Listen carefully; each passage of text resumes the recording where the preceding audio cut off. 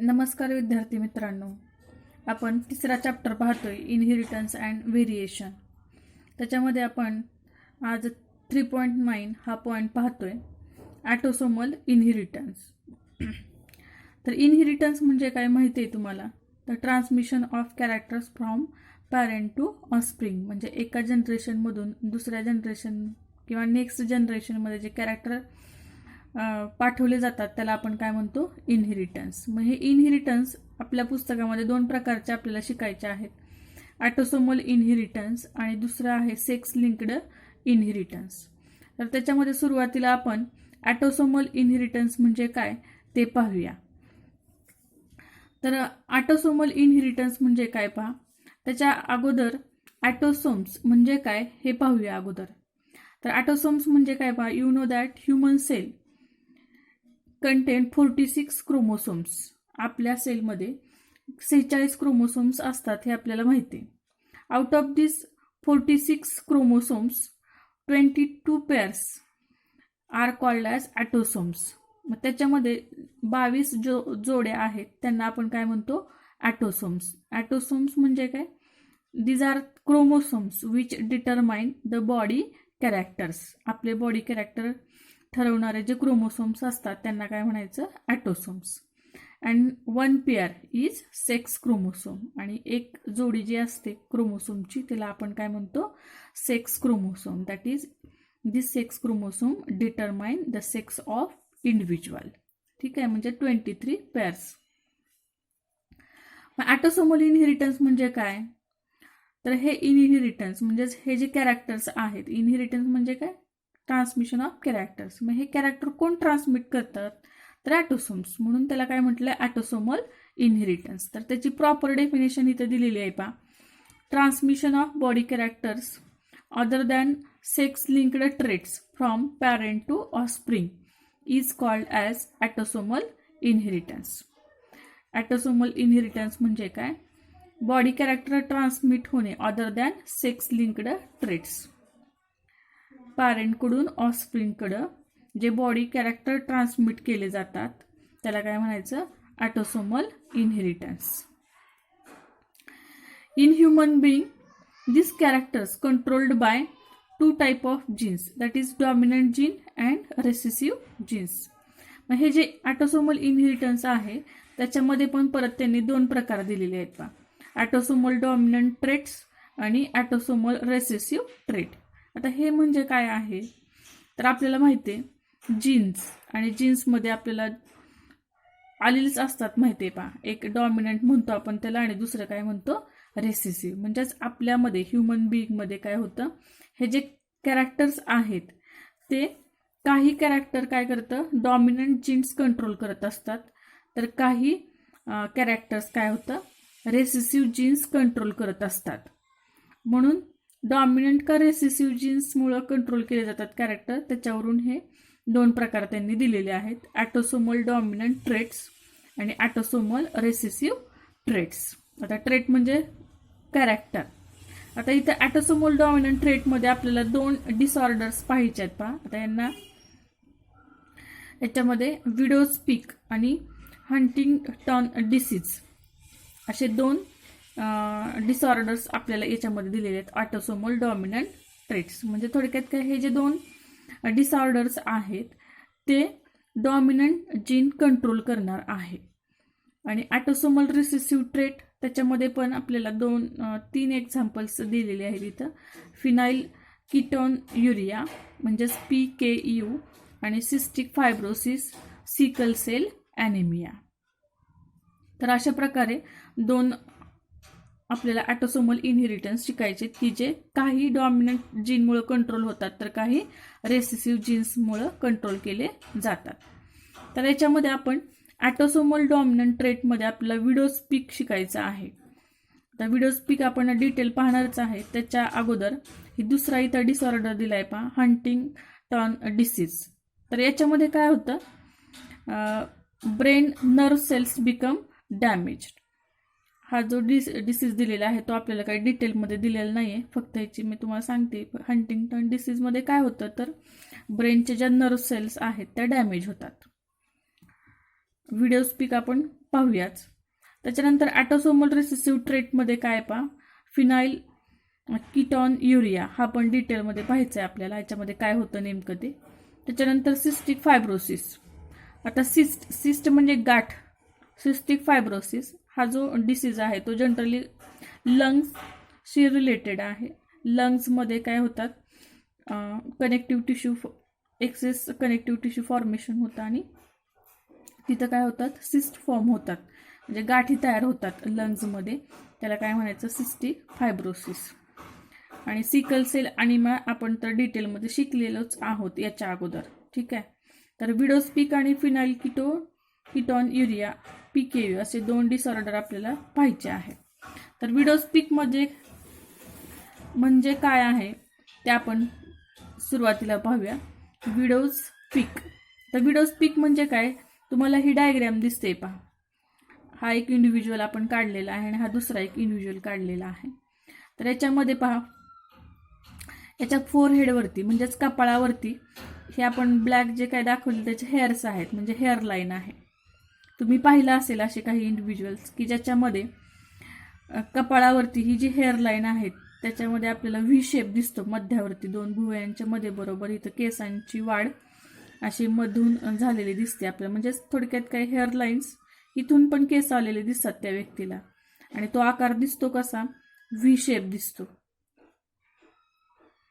याला म्हणायचं, हा असा प्रकारचा व्ही शेप आपल्याला कपाळावरती त्या व्यक्तीच्या दिसतो. म्हणजे काय, फोरहेडवरती हेअर लाईन कशी दिसते आपल्याला, अशी व्ही शेप दिसते, त्याला म्हणायचं विडोस्पिक.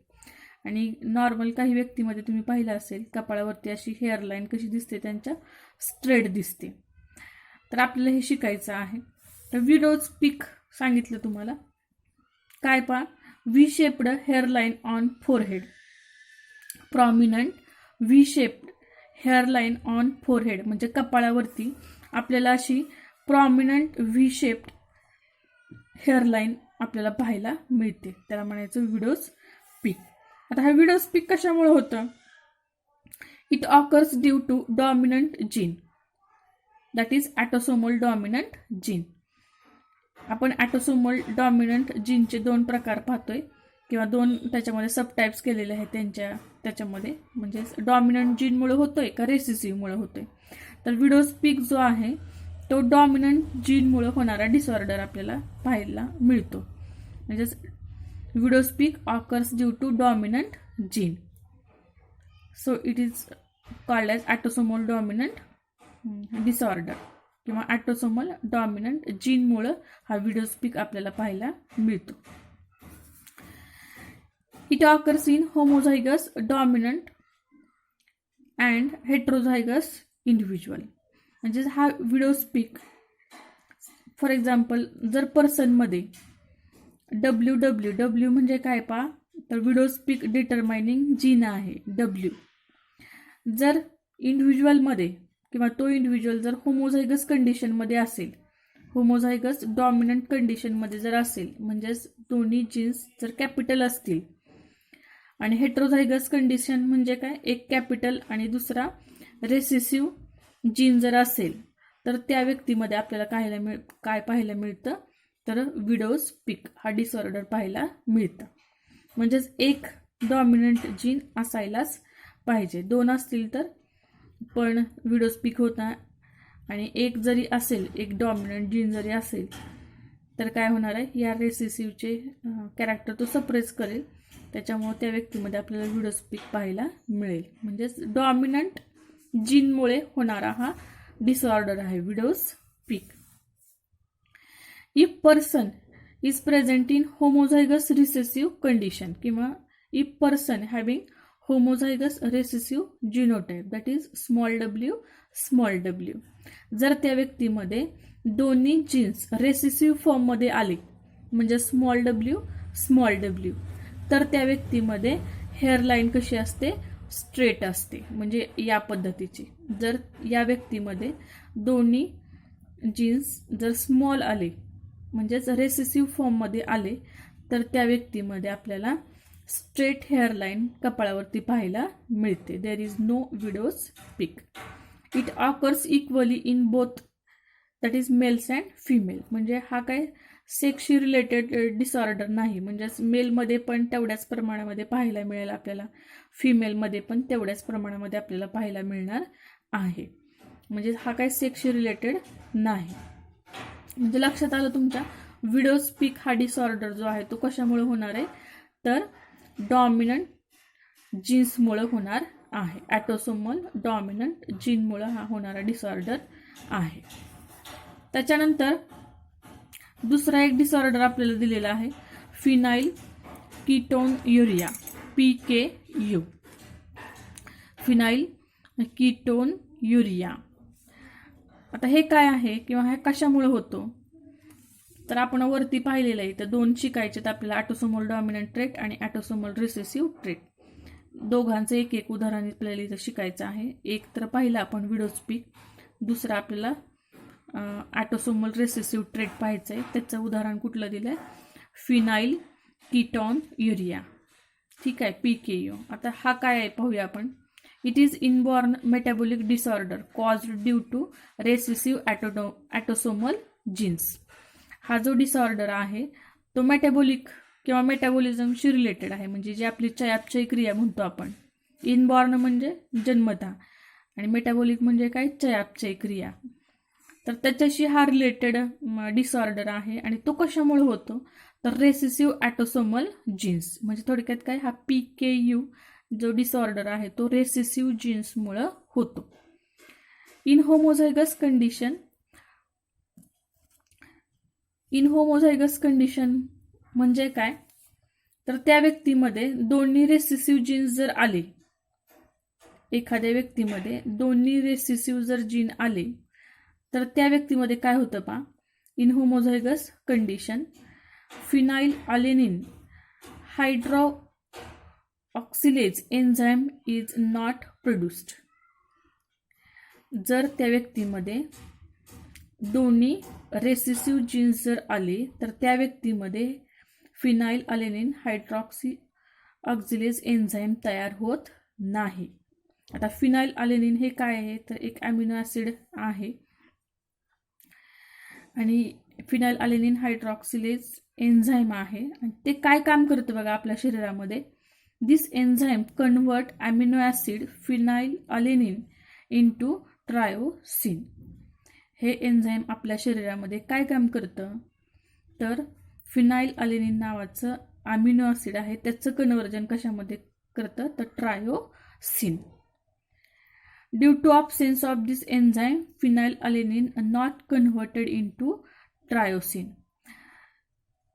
जर हे फिनाइल अलेनिन ट्रायोसिनमध्ये जर कन्वर्ट नाही झालं, तर काय होतं पहा, हे एन्झाईम काय करतं सांगितलं, फिनाइल अलेनिन हायड्रॉक्सिलेज एन्झाईम हे काय करतं, फिनाइल अलेनिनचं कन्वर्जन टायरोसिन किंवा ट्रायोसिनमध्ये करतं. जर हे एन्झाईमच तयार झालं नाही आपल्या शरीरामध्ये, तर ट्रायोसिन फिनाइल अलेनिनचं कन्वर्जन ट्रायोसिनमध्ये होणार नाही. मग काय होतं, this phenylalanine get accumulated in the blood as well as in cerebrospinal fluid, that is CSF. त्याच्यामुळं काय होतं पा, फिनाइल अलेनिनचं कन्वर्जन ट्रायोसिनमध्ये न झाल्यामुळं ते काय होतं किंवा ते कुठं ॲक्युमुलेट साचलं जातं, तर आपल्या रक्तामध्ये साचलं जातं. त्याचबरोबर सेरेब्रोस्पायनल फ्लुइड म्हणजे मेंदूच्या आतील आणि बाहेरील भागात हे फिनाइल अलेनिन नावाचं अमिनो ॲसिड साठवलं जातं. त्याचा इफेक्ट आपल्या शरीरावरती काय दिसतो, ड्यू टू दिस और इट अफेक्ट्स ऑन ब्रेन. त्याच्यामुळं काय होतं, आपल्या मेंदूवरती त्याचा परिणाम होतो. And the person become mentally retarded. त्याच्यामुळं तो व्यक्ती काय होतो, मेंटली रिटार्डेड म्हणजेच मतिमंद होतो. हे कशामुळे झालंय, तर त्या व्यक्तीमध्ये दोन्ही रेसेसिव्ह ॲटोसोमल जीन्स तयार झाले त्याच्यामुळं. म्हणजेच हा जो डिसऑर्डर आहे PKU हा कशामुळे होतोय, तर रेसेसिव्ह ॲटोसोमल जीन्समुळे होते. म्हणजेच त्या व्यक्तीमध्ये जर दोन्ही रेसेसिव्ह जीन्स जर आले, तर त्या व्यक्तीमध्ये फिनाइल अलेनिनचं कन्वर्जन ट्रायोसिनमध्ये होणार नाही आणि हे फिनाइल अलेनिन काय होतं, ब्लडमध्ये किंवा आपल्या सेरेब्रोस्पायनल फ्लुइडमध्ये साठवलं जातं. आणि excess amount of phenylalanine get excreted in urine. आणि जे जास्त फिनाइल अलेनिन तयार झालेलं आहे ते काय होतं, आपल्या युरिनमधून बाहेर टाकलं जातं, एक्सक्रीटेड इन युरिन. आणि जर युरिनमधून जर ते बाहेर पडायला लागलं तर आपण त्या व्यक्तीला फिनाइल कीटोन युरिया हा डिसीज झालं असं म्हणतो. म्हणजेच या डिसीजमध्ये हे नाव लक्षात ठेवा, फिनाइल अलेनिन हायड्रॉक्सिलेज एन्झाईम हे महत्त्वाचं आहे. PKU मध्ये या एन्झाईमचं नाव खूप महत्त्वाचं आहे, फिनाइल अलेनिन हायड्रॉक्सिलेज एन्झाईम. या एन्झाईममुळं काय होत नाही, फिनाइल अलेनिनचं कन्व्हर्जन ट्रायोसिनमध्ये न झाल्यामुळं हे फिनाइल अलेनिन काय होतं, आपल्या रक्तामध्ये आणि सेरेब्रोस्पायनल फ्लुइडमध्ये साचवलं जातं. त्याच्यामुळं काय होतं, आपल्या ब्रेनवरती अफेक्ट होतो आणि मेंटल रिटार्डेशन येतं, म्हणजेच मतिमंद तो व्यक्ती होतो. आणि जर एक्सेस अमाऊंट ऑफ फिनाइल अलेनिन तयार झालं तर ते काय होणार आहे, युरिनमध्ये किंवा युरिनमधून बाहेर टाकलं जातं. एक्सक्रीटेड म्हणजे बाहेर टाकलं जातं, युरिनमधून ते बाहेर टाकलं जातं. आणि जर म्हणूनच आपण त्या व्यक्तीला काय म्हणतो, फिनाइल कीटोन युरिया हा डिसीज झालेला आहे. तर लक्षात आलं, आपण काय पाहिलेलं आहे, ऑटोसोमल इनहेरिटन्स. ऑटोसोमल इनहेरिटन्स म्हणजे हे जे डिसऑर्डर आपण पाहिले, विडोज पीक आणि फिनाइल कीटोन युरिया, हे जे डिसऑर्डर्स आहेत ते ऑटोसोम्समुळे होत आहेत. म्हणजेच काय, आपले जे बॉडी कॅरेक्टर्स ठरवणारे क्रोमोसोम्स आहेत त्याच्यामुळे हे होत आहेत. मग हा विडोज पीक जो आहे तो डॉमिनंट जीन्समुळे होतो आणि PKU हा कशामुळे होतो, तर रेसेसिव्ह जीन्समुळे आपल्याला पाहायला मिळतं. हे झालं ऑटोसोमल इनहेरिटन्स. आपण दोन प्रकारचे पाहणार आहे, ऑटोसोमल पाहिलं. आता पुढचं काय, सेक्स लिंक्ड इनहेरिटन्स म्हणजे काय आपल्याला पाहायचंय. तर सेक्स लिंक्ड इनहेरिटन्स तुम्हाला नावातूनच समजते पहा. सेक्स लिंक्ड इनहेरिटन्स म्हणजे काय, इनहेरिटन्स म्हणजे सांगितलं तुम्हाला आत्ताच, इनहेरिटन्स म्हणजे काय, transmission of body characters from parent to offsprings, त्याला आपण इनहेरिटन्स असं म्हणतो. आणि सेक्स लिंक्ड म्हणजेच काय, हे जे कॅरेक्टर आहेत किंवा ह्यामध्ये जे आपण डिसऑर्डर शिकणार आहोत ते सेक्स क्रोमोसोमशी रिलेटेड असणार आहेत, म्हणून तसं नाव दिले त्याला, सेक्स लिंक्ड इनहेरिटन्स. इथं लिहिलंच आहे पहा, it is related to sex chromosomes. मग सेक्स क्रोमोसोम तुम्हाला माहिती आहेत, मेलमध्ये कुठले सेक्स क्रोमोसोम असतात, X आणि Y. आणि फिमेलमध्ये XX, फिमेलमध्ये 2 X क्रोमोसोम्स असतात आणि मेलमध्ये एक X आणि दुसरा Y सेक्स क्रोमोसोम असतो. हे तर तुम्हाला माहितीच आहे. ठीक आहे, याची डेफिनेशन आपल्याला पाहिजे सेक्स लिंक्ड इनहेरिटन्सची. सोपी डेफिनेशन आहे पहा. त्याच्या अगोदर तुम्हाला हा काय काढलंय, तर हा एक X क्रोमोसोम काढलाय आणि हा दुसरा काय काढलाय, Y क्रोमोसोम काढलेला आहे. ही डायग्राम आपण अगोदर पाहिलेली आहे. याच्या X आणि Y क्रोमोसोम मध्ये 2 रिजन्स असतात. हे 2 सारखे सारखे रिजन्स समान उंचीवर काढलेत. हे कसले असणार आहेत, होमोलॉगस रिजन. आणि हे पहा, हे कुठले आहेत, तर non homologous region of X and Y chromosomes. Non homologous region, X chromosome वरती असणारा जो नॉन होमोलॉगस रिजन आहे त्याच्यावरती जे जीन्स असतात त्याला आपण X लिंक्ड जीन्स म्हणणार आहे. आणि Y क्रोमोसोम वरती नॉन होमोलॉगस रिजन वरती जे जीन्स असतात त्याला काय म्हणतात, Y लिंक्ड जीन्स. मग याच्यावरून 2 प्रकार आपल्याला शिकायचे आहेत, X लिंक्ड जीन्स आणि Y लिंक्ड जीन्स. त्याच्या अगोदर सेक्स लिंक्ड इनहेरिटन्सची डेफिनेशन पाहूया आपण. Sex linked inheritance, the genes which are present on non-homologous region of sex chromosome called sex linked genes. म्हणजे लक्षात आलं तुम्हाला, हे सेक्स लिंक्ड जीन्स कुठं असतात, तर non homologous region of sex chromosome. म्हणजे सेक्स क्रोमोसोम कुठले आहेत, X आणि Y.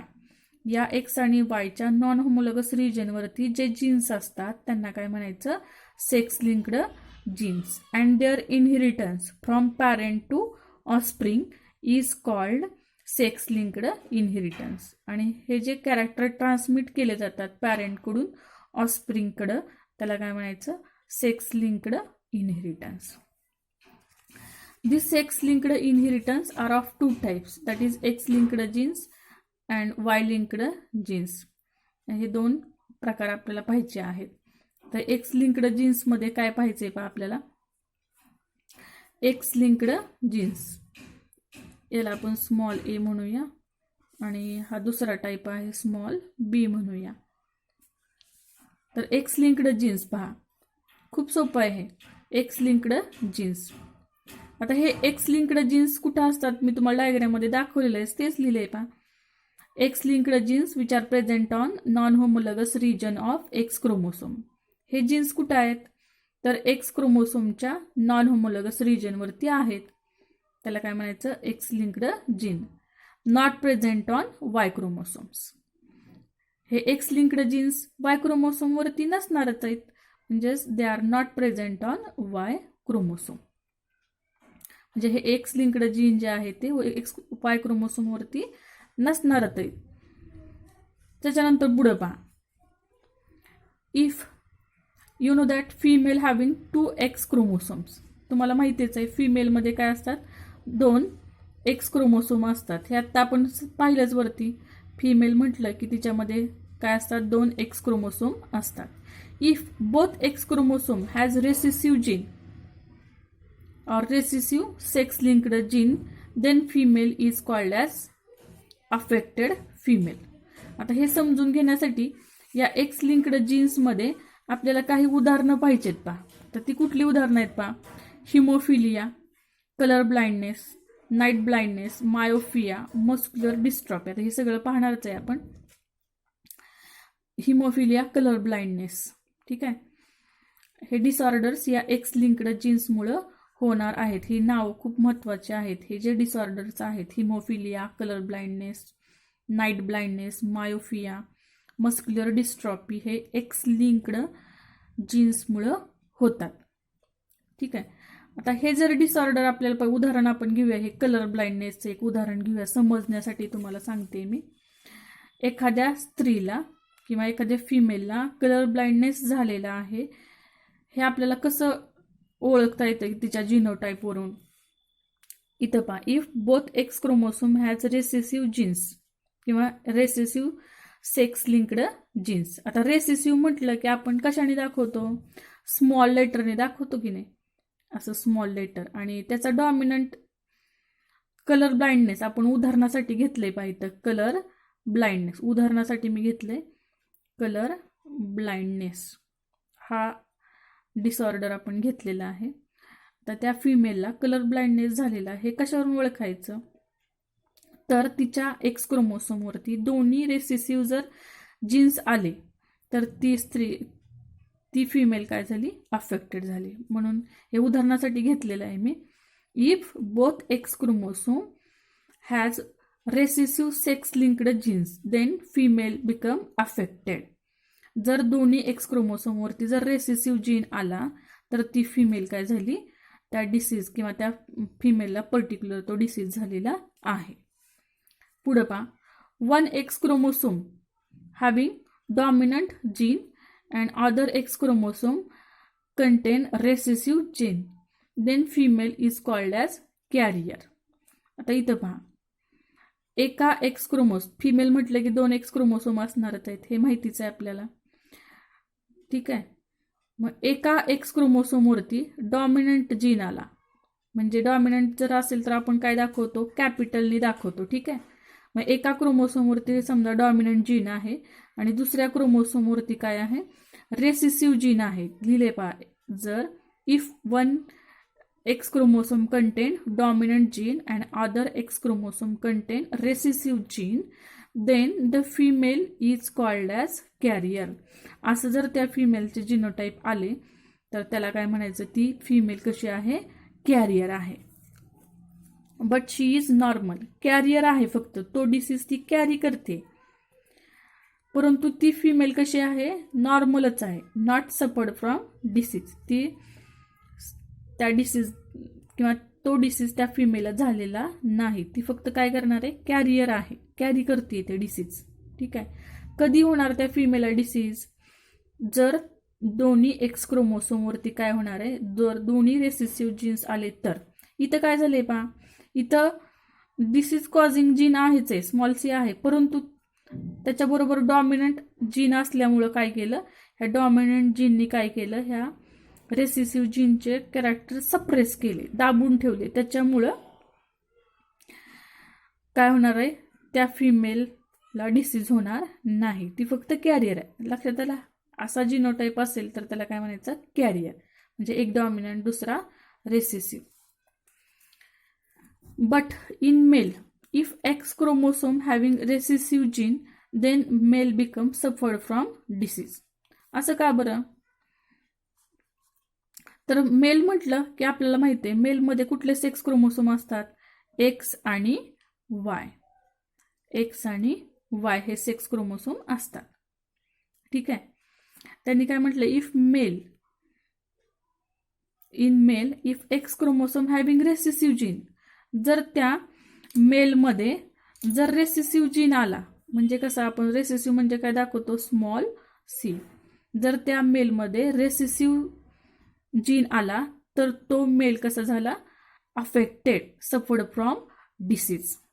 कारण मेलमध्ये दुसरा एक्स क्रोमोसोमच नाहीये, किंवा हे एक्स लिंक्ड डिसीज आत्ताच आपण पाहिलं, एक्स लिंक्ड जीन्स वाय क्रोमोसोमवरती नसतातच. म्हणजेच या स्मॉल सीचे, म्हणजेच या रेसेसिव्ह जीनचे कॅरेक्टर दाबून ठेवणारा डॉमिनंट जीन या वाय क्रोमोसोमवरती नाहीच आहे. त्याच्यामुळं जर रेसेसिव्ह जीन त्या एक्स क्रोमोसोमवरती आला मेलमध्ये, तर तो मेल काय झाला, डिसीज्ड झाला. असं जर कंडिशन असेल, म्हणजे एक्स आणि कॅपिटल सी आणि वाय, तर हा एक्स कॅपिटल सी आणि वाय असं जर असेल जिनोटाईप त्या मेलचे, तर तो मेल काय झाला, नॉर्मल झाला. नॉर्मल का झाला, कारण याच्यावरती डॉमिनंट जीन आहे. या डॉमिनंट जीनमुळे तर तो डिसीज होत नाही. कशामुळे होणार आहे, जर रेसेसिव्ह जीन जर आला त्या मेलमध्ये, तर काय होतं, this male become suffered from the disease.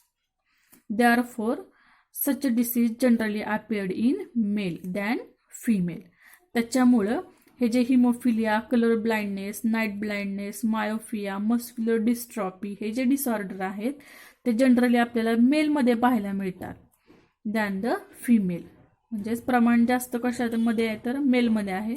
फिमेलमध्ये हे आपल्याला कमी प्रमाणामध्ये डिसऑर्डर्स पाहायला मिळतात. का पाहायला तसे मिळतात फिमेलमध्ये कमी, कारण फिमेलमध्ये काय असतात, 2 एक्स क्रोमोसोम आहेत आणि एका एक्स क्रोमोसोमवरती जर डॉमिनंट जीन आला तर ती फिमेल काय झाली, नॉर्मलच असते. मात्र दोन्ही एक्स क्रोमोसोमवरती जर दोन्ही रेसेसिव्ह जीन जर आले तर ती फिमेल कशी असते, अफेक्टेड. नॉर्मल फिमेल म्हटलं, नॉर्मल फिमेल, तर आपण हे असंही असू शकतं, ही काय नॉर्मलच फिमेल झाली. ठीक आहे, तर अशा पद्धतीनं हे एक्स लिंक्ड जीन्स आहेत. हे लक्षात आलं, हे परत आपल्याला लागणार आहे. फिमेल रेसेसिव्ह जीन्स दोन्ही एक्स क्रोमोसोमवरती आले तर ती कशी असणार आहे, अफेक्टेड असणार आहे. फिमेल कॅरियर कधी असते, एका क्रोमोसोमवरती एक डॉमिनंट आणि दुसऱ्या एक्स क्रोमोसोमवरती रेसेसिव्ह जीन असेल तर ती फिमेल काय असते, कॅरियर असते. परंतु मेलमध्ये एकच एक्स क्रोमोसोम असल्यामुळं त्याच्यावरती जर रेसेसिव्ह जीन आला तर तो मेल काय असतो, सफर्ड असतो, किंवा त्या मेलला तो डिसीज झालेला असतो. कारण x linked jeans do not have corresponding or dominant gene on Y chromosome. म्हणजेच वाय क्रोमोसोमवरती एक्स लिंक्ड जीन्स नसणारच आहेत. त्याच्यामुळं मेलमध्ये आपल्याला जनरली हे डिसऑर्डर्स पाहायला मिळतात. नाव लक्षात ठेवा, एक्स लिंक्ड जीन्समुळे कुठले कुठले डिसऑर्डर्स होतात, haemophilia, colour blindness, night blindness, myopia आणि मस्क्युलर डिस्ट्रॉफी. ठीक आहे, त्याच्यानंतर वाय लिंक्ड जीन्स. तर वाय लिंक्ड जीन्स म्हणजे काय, obviously they are present on non homologous region of Y chromosome. This Y linked genes inherited from male to male. आता male to male का म्हटलंय, कारण फिमेलमध्ये काय वाय क्रोमोसोम असतो का, नसतोच. त्याच्यामुळं हे जे काही कॅरेक्टर आहेत ते मेलकडून मेलकडेच ट्रान्समिट होणार आहेत. म्हणजेच जनरली हे वाय लिंक्ड जीन्स आपल्याला मेलमध्येच पाहायला मिळतात, म्हणून असं म्हटलंय inherited from male to male. मग त्याच्यामध्ये एक डिसऑर्डर आपल्याला शिकायची, हायपर ट्रायकोसिस. आता हायपर ट्रायकोसिस म्हणजे काय? Excess hair on pinna of ear. Excess hairs on pinna of ear म्हणजेच काय? तुम्ही पाहिलं असेल पा, एक्सटर्नल इयरवरती म्हणजेच कानाच्या पाळीवरती असे आपल्याला एक्सेस हेअरची ग्रोथ तुम्ही पाहिली असेल, त्याला म्हणायचं hypertrichosis. And this character transmitted from father to son. आणि हे जे हायपर ट्रायकोसिस कॅरेक्टर आहे ते वडिलांकडून मुलामध्ये ट्रान्समिट होणार आहेत. वडिलांकडून मुलामध्ये म्हणजे सन म्हणजे मुलामध्ये हे ट्रान्समिट होतात. हे फक्त कॅरेक्टर तुम्हाला मेलमध्येच पाहायला मिळतात. म्हणजेच Y linked genes present on non homologous region of Y chromosome. Y linked जीन्समुळे आपल्याला कुठलं डिसऑर्डर पाहिले आपण? Hypertrichosis. म्हणजेच काय? Excess hairs on pinna of ear. राहिलेला भाग आपण पुढच्या व्हिडिओमध्ये पाहूया. थँक्यू.